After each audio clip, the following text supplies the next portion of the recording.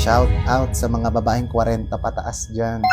Yung pag tinignan mo sa mukha at harap, Gen Z, malakasan.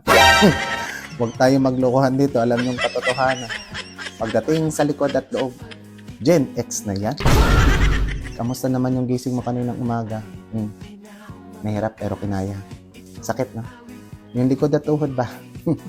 Parang malamig na makina, kailangan painitin pa. Saktong scroll, load muna bago bumangon. Ano nangyari sa dating taglay mong lakas? Barkada, inuman, puyatan, pagising ng umaga, parang walang nangyari. Pero ngayon, anak ng bating, saktong puyat lang, pahirapan na. Kamusta naman itong mga manliligaw mo? Labis 4 na dekada ka nang nabubuhay sa mundo pero parang hindi ka natuto sa mundo. Patuloy ka pa rin naniniwala at nagpapauto sa mga pambobola ng mga manliligaw mong tentihin, trentahin. Pero kung iisipin, parang mga pamangkin mo na yan. Kamusta ang hobby? Mas tipid, no? Tulog. Maraming tulog. Pagising, mag-grocery. Pag-uwi, manood ng TV. Ang dami mo ng TV show pinanonood ngayon.